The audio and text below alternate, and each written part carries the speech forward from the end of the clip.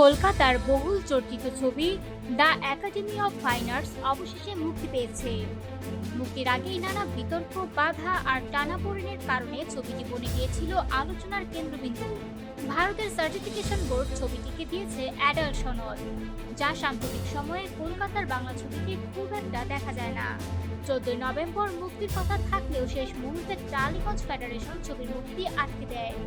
অভিযোগ, প্রযোজনা প্রতিষ্ঠান প্রমোদ ফিল্মসের আগের দুটি ছবির বকেয়া এখনো পরিশোধ হয়নি। এরপর ঘটে দফায় দফায় বৈঠক, টানাপোড়েন করায় প্রায় এক সপ্তাহ। অবশেষে সব জোট ছাড়িয়ে শুক্রবার ছবিটি মুক্তি পেয়েছে কলকাতার 30টি প্রেক্ষাগৃহে।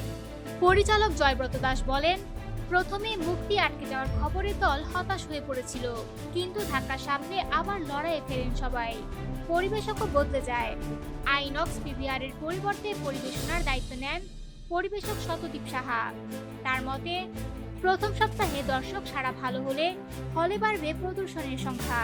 ছবিতে অভিনয় করেছেন পায়েল সরকার, রুদ্রনীল ঘোষ, সৌরভ দাস, ঋষভ বসু, অনুরাধা মুখোপাধ্যায় সহ টলিপাড়ার জনপ্রিয় অনেক তারকা।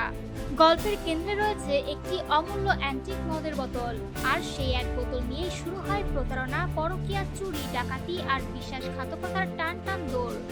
নির্মাতাদের দাবি, এ ছবিতে আছে প্রতিশোধ, প্রলোভন আর অ্যাকশনের বিস্ফোরক মিশেল, যা দর্শককে এক মুহূর্তের জন্য নিঃশ্বাস নিতে দেবে না। টলিউডে গুঞ্জন, বাংলা ছবিতে এতটা বোল্ড ও এক্সপেরিমেন্টাল উপস্থাপন আগে দেখা যায়নি বললেই চলে।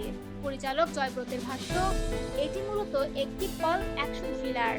তার প্রিয় পরিচালক কুইন্টিন ট্যারান্টিনোর কাছ থেকেই অনুপ্রেরণা। তবে শুধুই ফিল্ম নয়, এর সঙ্গে রয়েছে স্মার্ট কমেডি টুইস্ট, যা বাংলা দর্শকের জন্য এক নতুন অভিজ্ঞতা।